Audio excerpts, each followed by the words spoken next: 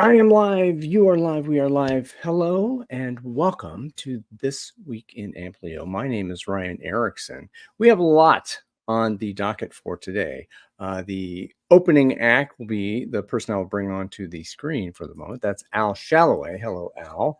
We're going to prepare a moment. We're going to talk a minute, and then we will bring the headliner onto the stage to talk for a moment. So, if you wouldn't mind, how are you doing today, and what are we going to talk about? Well, I'm actually doing really good. We had an amazing week. In fact, too much to even talk about because I want to give Tom a fair amount of time for the Penta. Um, so we did three other things this week. One was that, and I'm not going to talk about this one, but is how there's this thing we call the Amplio, rather the Scrum Quick Start with Amplio, and the way we're describing it on how you can get started as easily as Scrum, but not be limited by the constraints, and that's coming along really well. That's going to get made more public soon. But the other two things I wanted to show because I think they're really interesting. One was we did some work on UX, so maybe I'll do that first. Just a quick set of insights we had.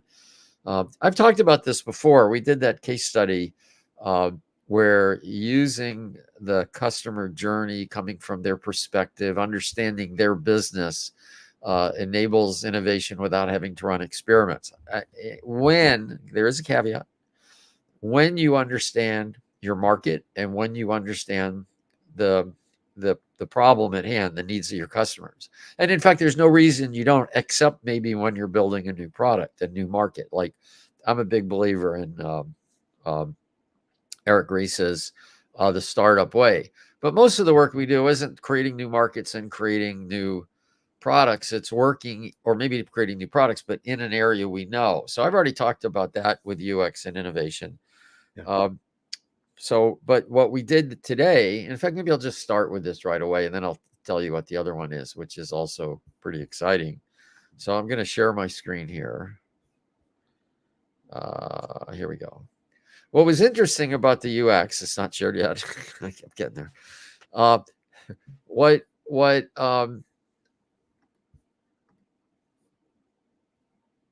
there we go. Okay. What I did, I learned in the 80s, I was in some very interesting things going on in the 80s with Fernando Flores and some other people, which was enabled me to kind of really get into other people's heads, you might say, about what they wanted. And we in Amplo, we've been kind of talking about this a little bit, past history, a little bit of Flores. But what we realized was that, in fact, most people learn, not everybody, but most people learn if you have a set of rules, not to follow the rules, but to illustrate an example of things. So we did something really interesting. I love the way our sessions work. They're extremely interactive. And what we realized was there were some things to do where you can say what the rule is, what a violation of it was, what the result of the violations were, an insight that you get from that, and an implication. And I'm not going to go through all these, but it's interesting that when we came up with quite a few, there were quite a few of what to do. There were quite a few of what don't do. This is an interesting way of learning together. First of all, that we co-created this, which is how our Amplio sessions are. But it's also interesting that a lot of people learn by getting examples and then seeing how to tie the example to kind of you might say the abstraction, the higher rule. There's a rule and then there's a principle. There's a practice and then a principle is the way to say it. So this was kind of interesting. I'm going to be writing this up more, but we did spend a fair amount of time on this. And I'll just give one example. Have your response be visible. Um, in other words, if you're writing a system and the person does something and you respond, like I can't tell you how many times I do something wrong with my login and it doesn't look like it's doing anything. That's because up at the top of the screen, it says bad login, but I'm not seeing the top of the screen. It just leaves people confused. They lose trust in the system. They lose trust in themselves. And UXs are just horrible this way.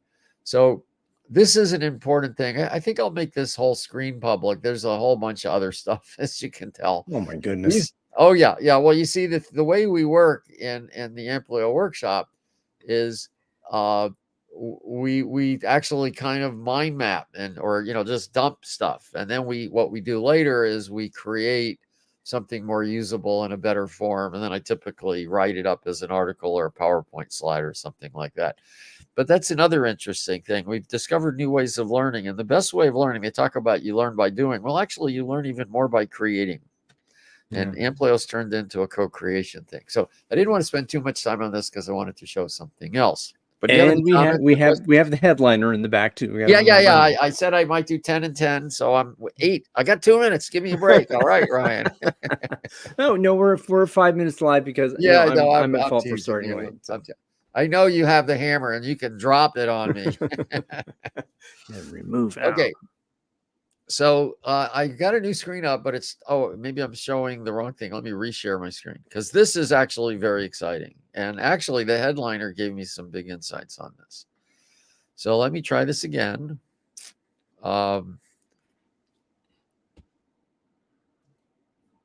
Windows, what I need. That's what I did. Okay, here we go. Oh, where are you? Okay. There we go. So one of the things about Amplio that we've been talking about forever, literally I've been using patterns. Patterns are, Alexander's patterns, which are quite different than a lot of times I hear other people talk about patterns, like Scrum has patterns, but those are just kind of common reuses of things. Patterns by Alexander are more about, the catchphrase is solutions to a recurring problem in a context, but it's actually a lot more than that, but I'm going to stay at this level. It's also a way of thinking. And I have identified at the organization level through literally about 10,000 conversations, plus reading lots of books and stuff, about 50 capabilities. I would say these are things you need to be able to do to be effective at the organization level. Now, some things are needed as well if you're doing things like hardware or, government regulation, anything like that. And at the team level, there are about 30 things. Scrum mentions about 15 to 20 of them, but you really need a few more, in my opinion. And I'd always talked about capabilities, and the capabilities can be kind of implemented by these patterns idea. But Tom, and he'll come in a little later, but I'm thinking him now, said, well, capability is a noun. What you're looking for is a means. Like, what do you do? And I realized in our interaction then was that, well, so you've got this idea that there are capabilities you need, but you can implement the capabilities by looking at the patterns. Like, this capability is solving this problem, and this, hey, here's a pattern that solves this problem. And then what you can do is decide on the means you're going to do it by looking at where you are. So since I had that realization, I don't know, Saturday, Sunday, something like that. Hey there, Patrick. Was that it enabled me to talk about what Amplio has been doing. See, this is the problem. It does so much, it's hard to talk about it simply. But I just wanted to share this, and it might just be 5 minutes.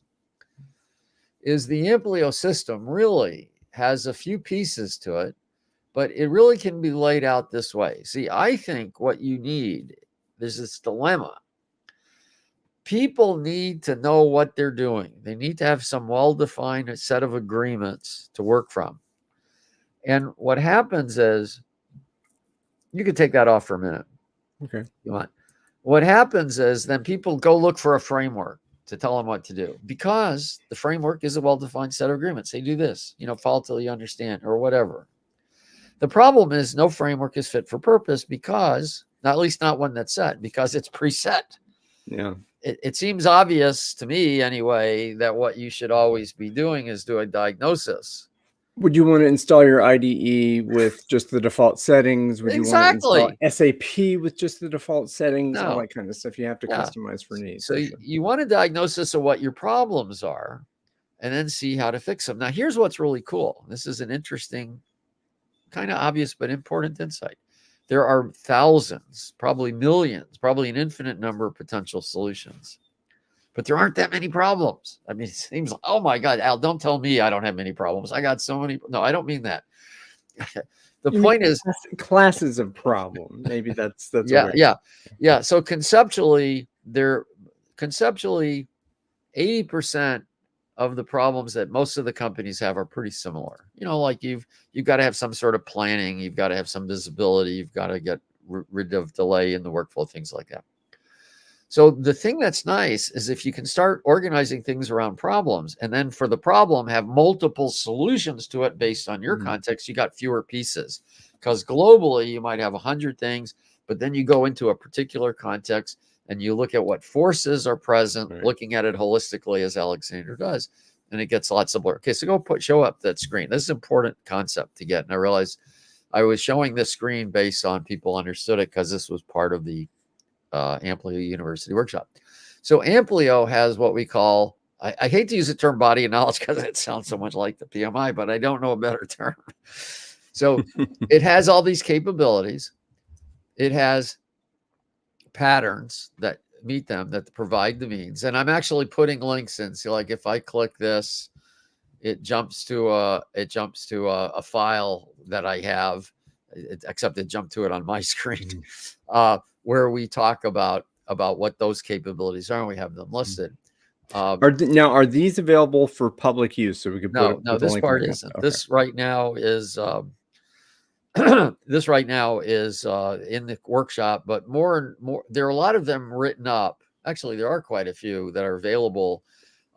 If you go to the book, successengineering.works, my website, and take resources and books, about 30 of them are on the, about 30 of them are in the Amplio development book.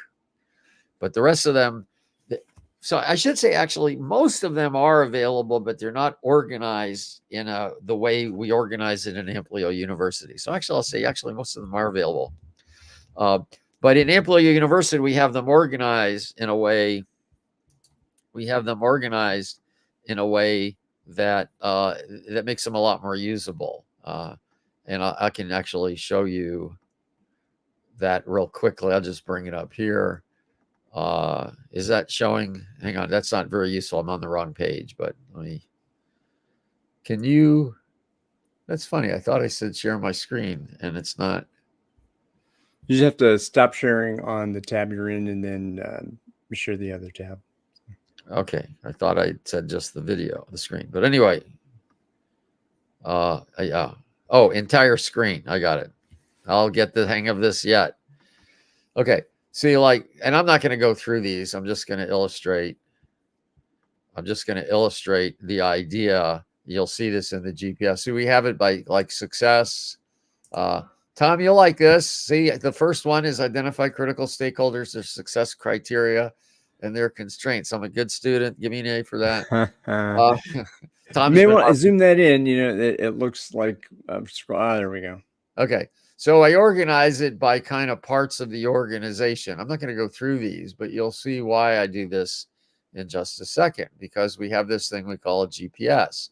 And in the GPS, we have there's success strategies, and you can identify the things, and you use this to do your diagnosis. Again, this is just a quick super overview. We spent an hour on this as a review of things, but here's the important point. So take my word for it. I mean, a lot of this is available, not all of it. So this is what we teach in the university. So you have this body of knowledge, which looks at what you need to do, different patterns to get you the means of doing it, a GPS to determine what your problem is. And then basically you use this GPS and the body of knowledge to create what I call an adaptable framework. Now, I've been resisting this term framework. It's been like this, no. Because most people think of frameworks like Scrum and SAFe where they're fixed.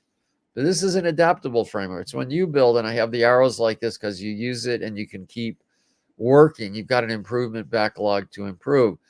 It's really the set of practices you've decided to do. Now, what's interesting is I realize I have not been so good communicating about some things. If you're doing SAFe, for example, because there are a lot of people who are doing SAFe who kind of realize they get stuck and they don't really want to abandon it, because for a consultant who's outside trying to say, no, you're doing it wrong, we need to leave SAFe, it's a no-win. Also, people get disenchanted. Flavor of the month. And there's a sunk cost bias for millions of dollars spent. Exactly. But the fact is, you don't have to. If you're doing SAFe, you can put this in, and then this framework becomes an extension to SAFe, except you should probably spell it properly. But I like being like Mark Twain. He said, never trust a man who can spell a word only one way. because it proves he's not creative. I'm very creative, as I just proved. Mark Twain would agree with me. He would trust me. So I won't apologize for that at all. We'll get Hal Holbrook to exactly, please. to Anyway. Anyway, so here's the idea of it basically is you look to see where you are, you look at what you can do. There's a process we use to do this. And then you make your framework and then you completely continue with it. But what's important here are these other pieces. You have to attend to people. I'm always amazed. Agile's supposed to be a people, but we ignore them. People listen to their voice inside of their head more than they do you. And if you say, what voice is he talking about? That's the voice. See, everything I'm saying, just notice this. Just step back, slow down. I'm the one who's speeding, but notice how you're listening. We are at 15 minutes, 40 seconds. No, we're at 18 minutes. I'm going to get this, but I said 20 to 30, but I'm going to be done in about 3. Tom, hang on. We still have. I'm close. But notice this. This is important. Yeah. Everything I say, you're judging. Is that right? Is that not right? First of all, you didn't even hear what I said because some of it got filtered. Okay, this makes communication difficult. So we have to recognize this. So when we do this whole process, we have to pay attention to how people are. We have to provide collaborative learning boards. Well, I think that, again, the manifesto and the values of, the first value, individuals and interactions. Well, what about those individuals? Yeah. And what kind of interactions? I mean, that's the thing. I mean, at that principle level, you don't, the values level, and I call them principles, the value level, you only go so deep. And there aren't a whole lot of, I think what you're saying, there's not a lot of psychological or relationship-based support of those things in the originating document. What we're talking about is tailoring, adding to it, and plussing on it. So everybody mentions it, but then they don't give you the insights to do anything about it. And then, of course, I'm a big believer in flow, lean, theory, constraint. So this is, in a nutshell, what we do with how we use the Amplio system. And then the university includes a lot of different things. But this is the key, is that you look where you are, you pull things that work, you apply them to your context, you create a framework that can include being based on something like SAFE if you want it to be. Of course, after a while, it'll migrate more and more away from SAFE, but I don't care what you call it. Take screenshots of this, folks. Please do. I remember I had a guy who'd taken some workshops for me, and we were friends. We just kind of kept in touch. And you can take that down now. Well, closing minute. And he told me, and I knew he was doing SAFE, and we checked back in a while, and I asked him how it was going. And he said, well, we're really doing your stuff, but we're calling it SAFE because that's what they want to hear. I was like, good. I don't care. It's working. You have to speak the indigenous language. Yeah. And it was consistent. The thing is, it was consistent. There's a lot of good stuff in SAFE. SAFE gets ripped. There's a lot of bad stuff in SAFE. But some of the concepts are quite good and useful. Everything is in SAFE. Everything is in SAFE. Well, no, not everything is in SAFE. This is, in fact, show my screen again one more thing. All right. And I'm just I've made a curriculum in Amplio University, which I call the Amplio Release Train Engineer. And these are things that aren't in SAFE that are quite useful. This is what I do when I was taking bigger organizations and using SAFE. So there's a lot missing, believe it or not. But this makes it easier to use, lighter, not heavier. People tend to confuse. When you're missing pieces, it's a lot harder than when you have all the pieces. Okay, I'm going to close with this. I'm going to be in this conversation too, but I'm going to let Tom lead it.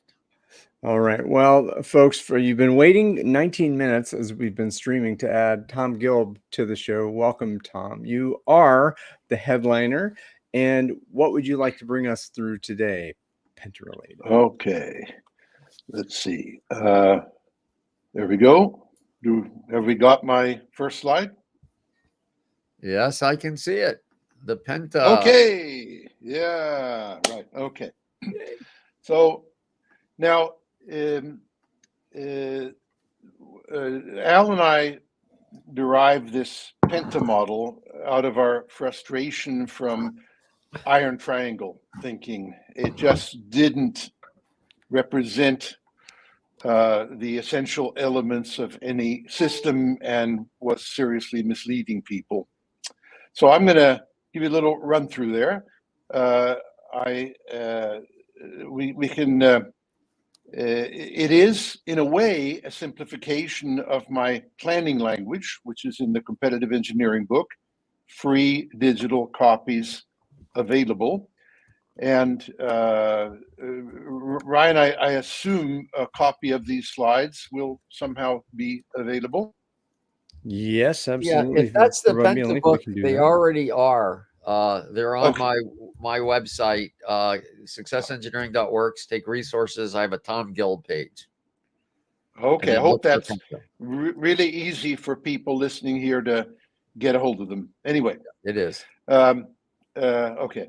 So what we've done with Penta, we brought in things that are totally missing from the iron triangle to counteract the false message of the iron triangle. The false message is you cannot do trade-offs, you cannot have your cake and eat it too.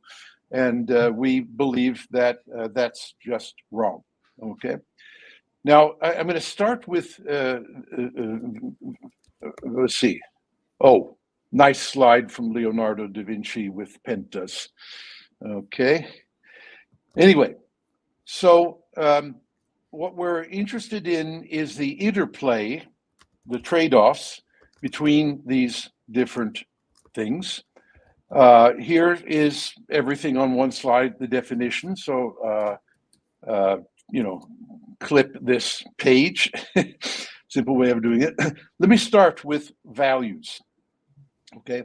Now, values are things that stakeholders, which is far broader than customers and users. It includes things like laws, like privacy laws, things like that.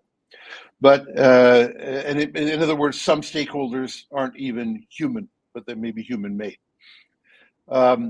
Anything that these stakeholders value are what we call, in short, values, but that's short for stakeholder values, what they want. By the way, we aren't going to give them everything they dream about. It depends on whether they can afford it and whether it's technologically possible and whether it fits with other trade-offs. But they can start off saying, we desire, we want, we need, and if we don't get it from you, we're going to go elsewhere and get it or try. Okay. Now, there's a thing about, I have a paper I just sent to Ryan called Values First that I just wrote and put up on my LinkedIn. But I think it's time we shifted focus in the, let's call it agile community and even safe community. And we shift our focus to saying the most important single thing about all of what we do is to deliver values to stakeholders. Everything else is secondary. Okay, main message. Now, I believe something about values is that they, by the way, a major subset of values we call qualities, the illities, security, usability, maintainability, and things like that. Now, I believe, and I believe I can prove it, and nobody's managed to counter what my beliefs there, that absolutely all of these values can be expressed so clearly that we can quantify them. We can put numbers on them. We can measure them. We can get feedback from our sprints about how well we're doing and moving towards these values. Now, as simple as that is for some people, like real engineers, a lot of people don't believe it, don't know it, don't have any training on how to quantify, and dismiss it as soft values and then use nice sounding words. But I believe it's time we made those values hard, quantified, clear, and then use that to drive our journey towards delivering those values incrementally, quickly, continuously, frequently. I'm holding my comments here because I'd like to add to that. So Are you allowing comments? You want folks to get in there, or do you want to kind of go forward? Go ahead. I guess that when I hear values, again, I got a bugaboo about a lot of these works. I hear the outcomes. When I'm hearing what I'm translating, that the voice in my head is telling me that we're talking about outcomes and quantitative valuation of particular outcomes for particular contexts and stakeholders who are responsible in that context. And there are the qualitative values, the fuzzy stuff that we're talking about, that what do I as a human being with the soul, heart, and spirit value for myself, and how do the agreements come about. So I'm wondering if that's all kind of encapsulated in what you're talking about in terms of values. Yeah, yes, it is. And what you called just now fuzzy values, what I'm saying is, I believe that all your fuzzy values can be made sharp, clear, quantified. Even if you don't believe that right now, I believe I can convince you. You give me any value you want, I can instantly, give a scale of measure for it and point to where I've already published that scale of measure. Another thing I've discovered, by the way, so people can play with this on their own, if you take your own favorite chat GPT or Perplexity, if you ask them to quantify any given value, it will do it. And not only that, if you say, give me 10 different ways of quantifying the value so I can choose from among them, it will do that too. So in other words, AI can do this now. If you cannot, that's a problem for you, isn't it? Okay. Anything more before I move on, Ryan? No, go ahead. We only have whatever, 30, 40 minutes. I'm here for as long as you are, but okay, another 10 hours. And I added, I'm going to add your TED Talk, by the way, on quantification, Tom, to thank you. Good. I just talk. listened to that. I love it. It's what Tom is saying. Let me make one quick thing here. What Tom is saying took me a while to really get, because every time I heard him talk about quantification, I was hearing measurement, and that is not what he's saying. He didn't say, he said you can measure, but quantification is not the same as measuring. So and he says it right, but I filter it wrong until I finally got over it. So I'll put that talk up there as well. Yeah, exactly. Okay. Yeah, it's bad. Okay, good. Now, by the way, okay. Enough of that. Let's move on. Now, scope is what most people are focused on. A simple word, a synonym would be, it's the functionality, what the system does. But you also have to add in constraints like what it's not allowed to do, which in a sense is what it does. But so this is simple stuff. It's binary stuff. And it has to be there. We have to know what domain we're in, whether it's spaceships or cars or invoices. But that's basically scope. Now, the other thing that's missing from the iron triangle, aside from values, is what I call designs. Now, there are many synonyms for this idea. Strategies, architecture, solutions, and basically it's the means by which we can deliver the values, okay? And it's totally missing. Now, it turns out, it takes me very simple. Let's say you wanted to increase the value and decrease the cost simultaneously. That's what the iron triangle is saying you can't do, okay? I believe that of the myriad of possible designs to increase the values, there are some designs that simultaneously decrease your costs. Now, maybe they don't decrease absolutely all costs. This word resources is pretty broad. It includes capital costs and operational costs and human time costs and space and everything. It's a very broad term. We'll get back there in a moment. But what I'm saying is the key to understanding that you don't have to live in an iron triangle and that you can have your cake your values and eat it too with lower resources is designs. Again, if you don't know how to design, and I'm afraid that's a problem, a lot of people really don't understand this concept of design in terms of delivering multiple values and controlling multiple resources, then you can ask your favorite AI system to do it for you. You literally ask it with a prompt, increase the reliability and usability using a design that reduces my operational costs. And it will do it every time. Okay, so if you don't understand this, why don't you ascertain that your favorite free chat GPT does understand how to do it, and now it's going to replace you as a person that has interesting opinions of how to increase value and reduce costs, unless you learn how to do it better than it does. Okay, so we need to, in other words, part of the Penta is trying to increase the focus on this concept of design as a process, and the design process outputs a set of things we call designs.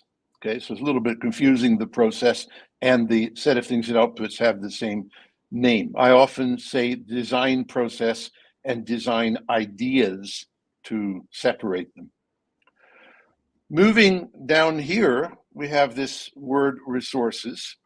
Now, these are certainly any form of time, anytime, money, anytime, people, any kind, space, and any other limited resource. We're not so interested in unlimited resources, if indeed they do exist, but we're interested in limited resources because otherwise at some point we're going to run out of limited resource and not be able to do stuff with that resource.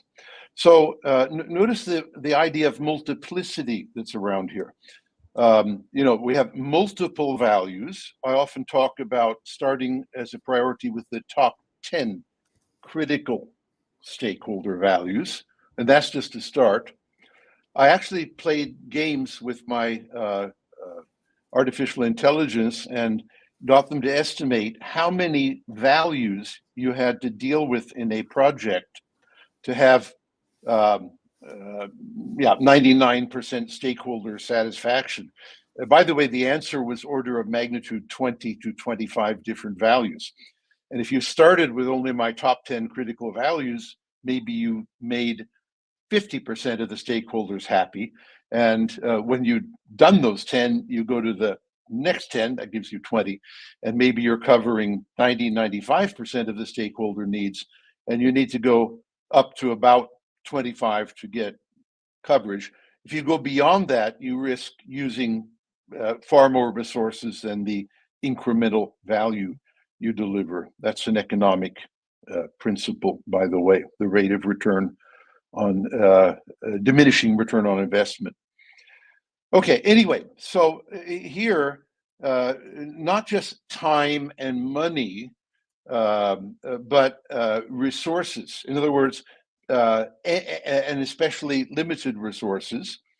And there can be, in practice, 5 to 10 different resources in any project planning model I work with, not just 2, time and money, often misinterpreted as capital, cost, and the deadline, or the budget and the deadline. That's too narrow. That's too simple. That's why people get problems with what's the word for it? Anyway, the maintenance of their systems, because they don't think about that. Now, so the one thing I haven't discussed here, and that's efficiency. There's a problem here. A lot of people don't know the definition of efficiency or the definition of effectiveness, or I've even found some good people with intelligence and education who simply reverse the definition, the dictionary definition of these two in their minds and insist on it. But anyway,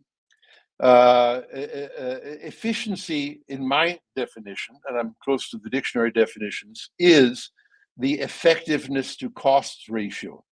Now, effectiveness is how well you deliver the values people want. The more of the values that stakeholders want you to deliver, the more effective you are, okay? And what are the costs? Well, there are all these different resources. So it's, in simple terms, the set of values that you're interested in over the set of resources that you're interested in gives you a notion of efficiency. Now, efficiency can be translated to things like profitability, or in the political context, taxpayers' value for taxpayers' money, or something like that. And I think it's a very important concept. We can't just maximize values. I've actually seen people talking about maximizing values. You can't maximize them. You've got to balance them against the resources. You've got to balance them and trade them off against other values, etc. By the way, I've written a book which I'll make free called Optima, which talks about the methods I use to balance any set of values against any set of resources. I wrote it this year, but we're welcome to get a link to it and publish it to people. So, okay, so that's it. Let me run through once more the thing we need to highlight and start talking more about and more seriously. I just listened to a scrum.org podcast that called Lead to Value, but in my view, they didn't really talk about values in any serious way. Never even mentioned the idea that they are multiple and can be quantified, and that we have to trade them off against a set of resources. So I wrote emails today to the people in that podcast, but that's typical. So people talk about the word value, and it sounds nice, but I mean, you start with the top 10 most critical values for your stakeholders. You quantify them so they are clear. You don't say better security. You say 95% probability of detecting a hacker within 5 seconds. And that's a lot clearer than better security, if that is the kind of security you mean, okay? And we again don't say, smaller use of resources. We pin down the critical resources, the 5 or 10, and we put a number on them, which is sort of the maximum we're willing to pay to get these values. And during our design phases and our operational delivery of value phases, our increments, we keep track of both the value increments and the resource increments, and we adjust them. This is agile then, right? Agile is responding to the fact that you've used up a resource totally, its budget, and you can only use other resources. Agile is saying you've reached your goal for the values. Stop improving that and put your resources into the other values that have not yet reached their goal levels, things like that. We need to manage agility through a process I call value engineering or agile engineering. I have a talk on agile engineering I held at Agile India, which we can make available if we want. We need to move to an engineering model, meaning we need to think clearly about 10 different values and 5 or 10 different resources simultaneously. And we can't do that with nice sounding words. So I think that's mainly what I want to say. And the other slides just sort of say the same thing. So to quantify them. Yeah, I have before I say something though, Ryan, I want to know, have there been questions by people? Because there are two things I can anticipate people would have asked questions. I want to interject, but if they've asked them, I'd rather them ask them first.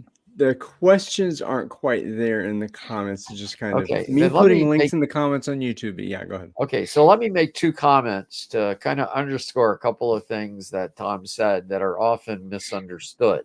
Okay, so this is totally a point about clarification. One has to do with the definition of efficiency versus effectiveness.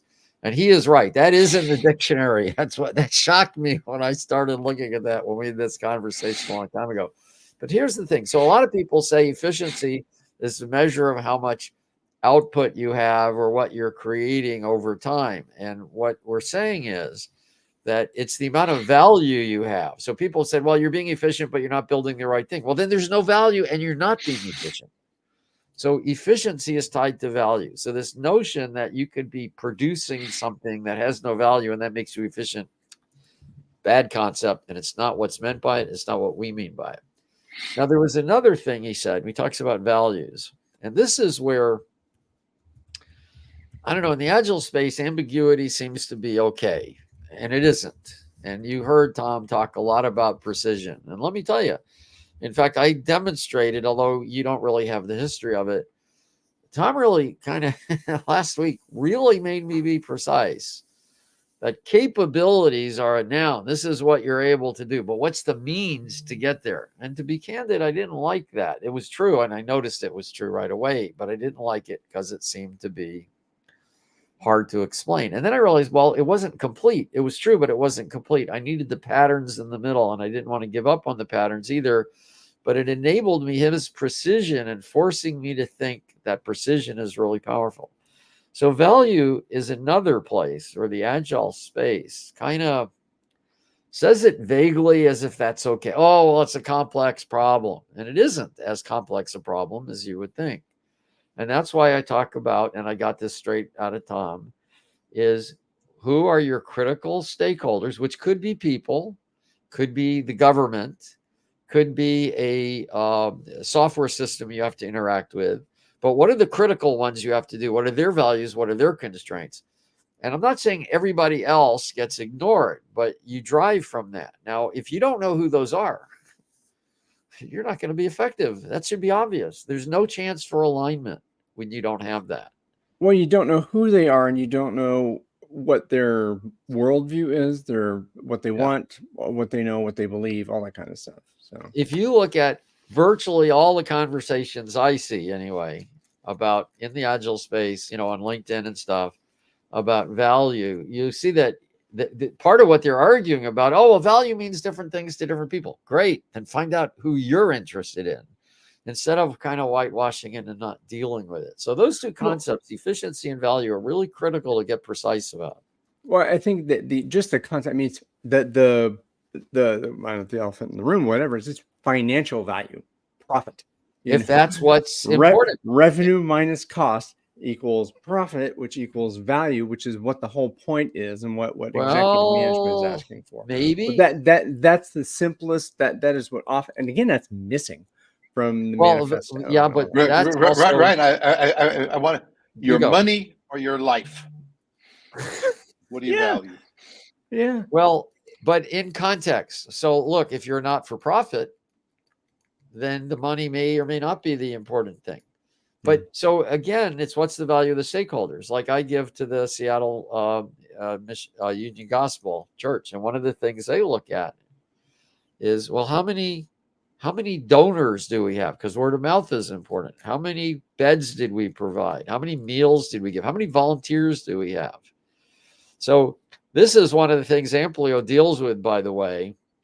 And it's funny, I had dealt with this a lot years ago. In some sense, these issues Tom's talking about, I had been dealing with for 2 decades. But until I started getting precise about it, until I started using the languaging he uses about it, it was hard. I could do it intuitively, but I couldn't convey it to other people so well. So there's also one of the things we have to remember, and again, in that graph I showed when I talked about human-centered development, having a great deep understanding and knowing how to do something, if you're a one-person company is okay, but if you're trying to help a bigger organization than you better know how to convey it to people, and precision is useful. Okay, so Tom, how far off the mark is Al at this point?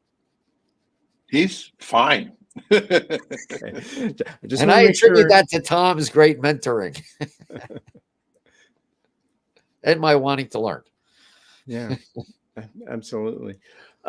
So the one thing that came up for me again, talking to the Penta and the balancing again, the iron triangle, and again, it's as simple as it is. Again, we're talking about these couple resources over this other resource equals these this context and stuff. It's a very simple way of trying to describe a very complicated set of relationships, and I think.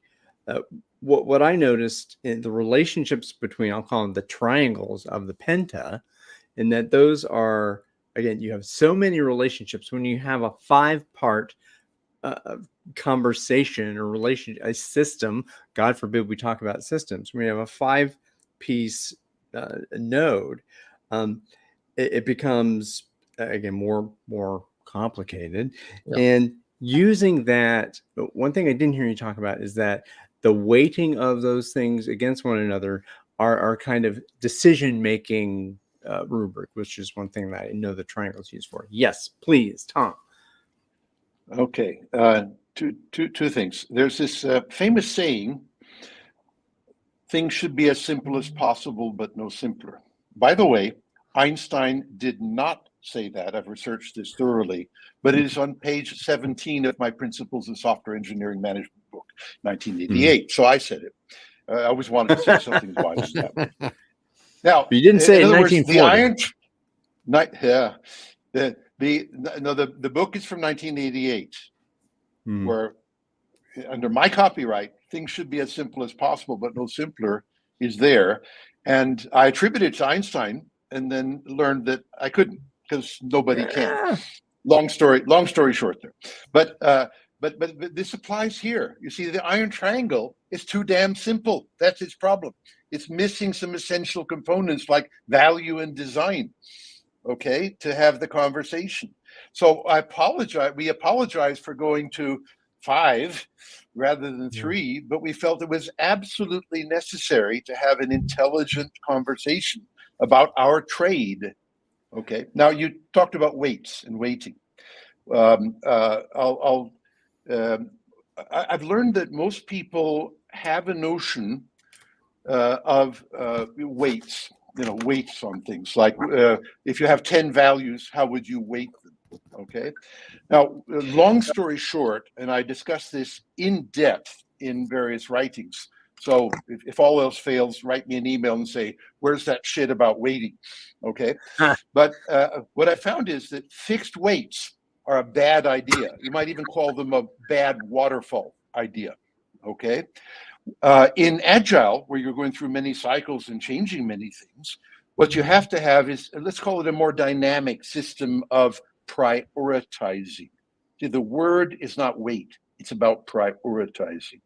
Yeah. If I have not yet achieved a certain goal level, I need to prioritize my efforts so I get there. I don't care what weight somebody put on it at the beginning of the project 3 years ago. If I'm not there, I need to prioritize getting there. That's a dynamic decision based on measured feedback. Okay, so long story short, my prioritization methods are based on the management of those critical values, along with the critical resources. And we literally compute the instantaneous priority. Let's call it the sprint priority, the priority right now, because that's where your resources are and that's where your values are. Now, I'm keeping it short, but I've got plenty written on. You could probably look up Tom Gilb and prioritization to find some papers on it. So we need. So with Agile, we need, and with multi-dimensional values and costs and measurements, we need to go to dynamic computation of current priority. And none of that can fit on one page of 4 values and 12 principles, nor 14 pages of a set of rules for a game that you're going to play. So, and that's again, this is what has grown out of the document, the Bible. It has grown into these many sects of religions around the Bible. And again, we're talking about, and I say a lot of times we talk about the Agile community or this Agile thing, whatever it is. I don't believe that we have a community. That's like saying we have a religion amongst all that. The Bible is just a religion. I mean, there are communities of communities that have different boundaries and conditions of membership, like some are certified, all that kind of stuff. So what are we talking about? In which community? We talk about context as well. If I'm a member of the safe community because I have a certification, I'm a membership, that community of practice, sure, then we can integrate Amplio into that for that reason. So I guess my thought is I want to be careful in this form, since I own it, right, about the use of community. And I'm wondering, again, how that plays into what you're talking, because I'll say within the Scrum community, the certified Scrum community, there is no discussion, again, within the guide, within the Bible of Scrum, about how you prioritize and by what you pray. Only that the product owner gets to decide, and that's it. Yeah, I agree with you, Ryan. I'm loose with that, and I shouldn't be so much. It's more like there are different unuseful, constricting beliefs that are present, and they're present to different degrees based on different, people who follow certain tools. So Scrum, Safe, Amplio, whatever is kind of different. I did want to make two comments about this complexity or complicatedness. First of all, this is a continuation. So the interested party could go back to last week's intro where I gave a quick overview using some PowerPoint slides that listed some of the things. So that's definitely available for the interested viewer. But I want to point out something that's really important to recognize. Even when something is overwhelming, which I don't think the Penta is, but let's just say it's overwhelming to you. Oh my goodness, 5 things, I can't understand it, whatever. Edgar Schein made an interesting observation in one of his books. He says, we don't think and talk about what we see. We see what we think and talk about. And this is very profound and very true. It turns around I'll believe it when I see it to I'll see it when I believe it. See, we don't even look for stuff. There's so many beliefs that people have pulled onto without investigating that they just filter out. That's what I pointed out in the human-centered development part of Amplio. It just gets filtered out. We don't even see it. We're not talking about it. My assertion is this, and I'm asserting it meaning I have evidence, but I want you to look at it for your evidence, which is that awareness of things, seeing them, thinking and talking about them, even if you don't understand them completely, is the first step toward getting a deeper understanding. So if you talk about the 5 quints, as we call them, the value, the design, those 5 things, you will start noticing more things than you saw before. And even if you don't know exactly what to do, you will see insights that you would have just stepped over, that you now won't step over. So awareness is the first step. And there's a lot of power in awareness. This is one of the other reasons I dislike this idea of purposely incomplete, because that also means I'm not becoming aware of a lot of things that mere awareness would be useful. And so that's a key thing. Don't worry about if you understand it. If there's a sense that there's value, at least start paying attention to the pieces. And I assure you, you'll figure stuff out faster doing this. But I said, I assure you, you notice if you start figuring out faster if you do this. And that's why it's a good idea to become aware. It's like Will Rogers said, something some people learn by reading, but, you learn from observation or you learn from reading, and the rest of the people have to pee on the electric fence themselves. So just noticing it is useful. And people say, well, until you do it, you don't know. And I say, well, you can get a little understanding and then do a little bit, do a little understanding and then do a little bit. You don't have to just do, and then the understanding hits you. Theory and empiricism works better than empiricism alone. Well, and I think this is one reason why I like your work and I'm really connected to it, because I know the immutability is a really awful, ridiculous discussion. I don't care for it, but because what Amplio does and what you show here is it provides a modularity.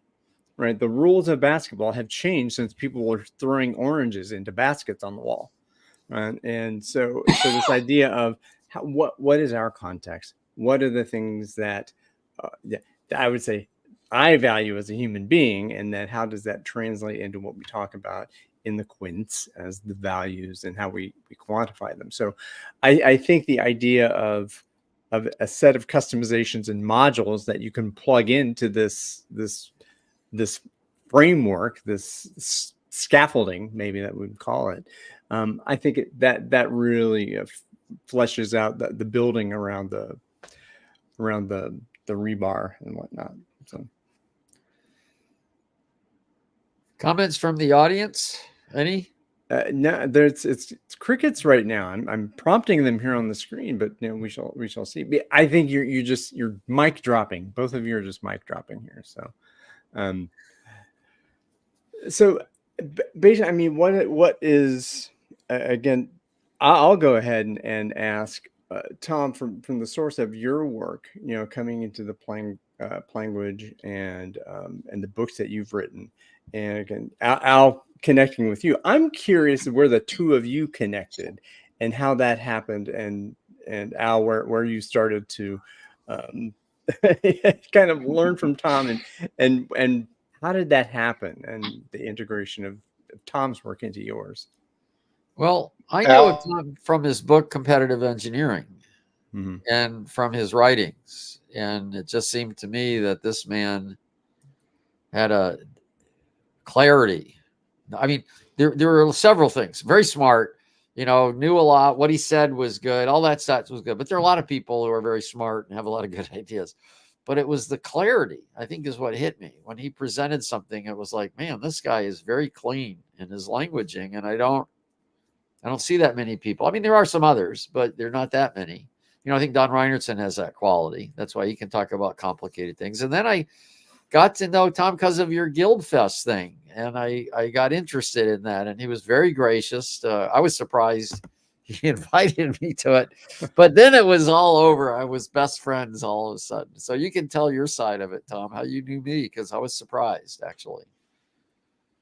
Yeah, well, we got involved in meetups together and had 300 mutual friends in the Agile that's community. True. And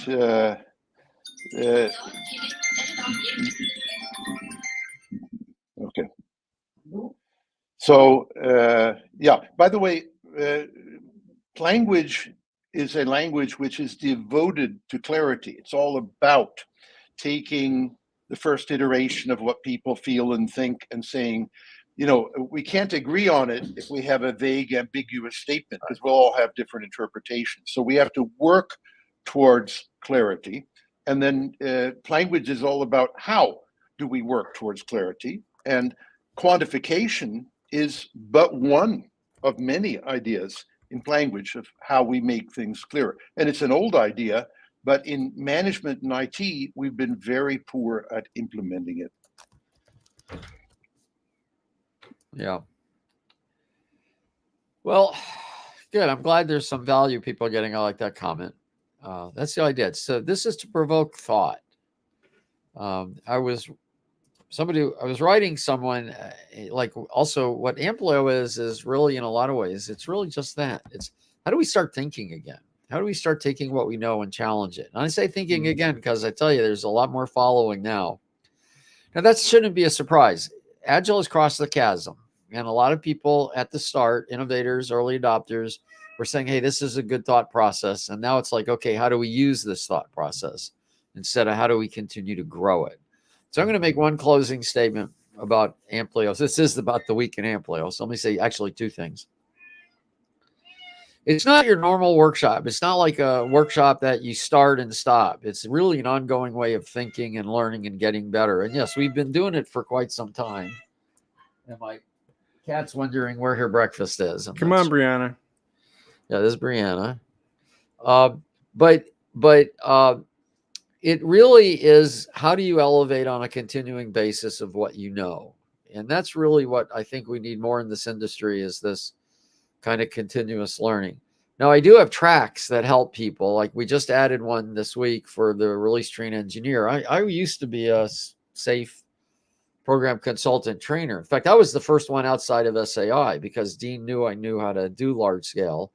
And our approach was not inconsistent with SAFE at the time. We did some things a little different, but the essence of what we were trying to do. Now, SAFE's gotten a lot more cumbersome, it's added a lot of stuff, and it still misses a lot of stuff. But the thing is you have to be thinking and how to contextualize things. And you could use anything as a basis for that. Start where you are, take what works, continue to learn, and improve what you're doing. And that's really what we're doing. So if you're interested in how to improve anything like SAFE or Scrum, there are tracks for that. It's not, I'm not saying abandon those. I'm saying, how do you do what you're doing now better and go where you need to go? And if you're interested, let me know. Yeah, integrating the knowledge in there together. And Yeah. I'll bring in some language from the from one of the influencing pieces of the Beta Codex. This is Mary Parker Follett, and she talks about well, maybe this is an interpretation of this unity, not uniformity. And I like that. That's a great quote. Unity, not uniformity. Absolutely wonderful. Yeah, and the value, write that down. The source of that is the integration, right? When you have a body of knowledge, well, I guess I'll call it that, a set of pieces of information that are used to guide a practice forward, is how do those things integrate together, as opposed to separating them and placing them in a binary relationship. The integration, and this is the same thing with people working together.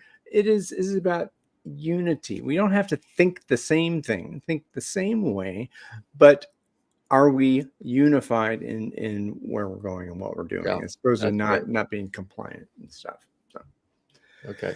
All right. We'll pass the top of the hour. Tom, thank you for being the headliner today. Do you have some closing words? Anything you wanted to say or bring forth that you did not get the opportunity to do? I just have one thing I want to say. Value with, I'm going to say it again. Values, plural, first. Hmm. Well, we'll see you next week, folks. Yeah, see you next week. Thank you all. Thank you for the precious gift of your time and attention. See Alan and me next week, and maybe someone else if you want to invite them in. Tom, thank you so much. And everybody, see us next week on This is Amplio.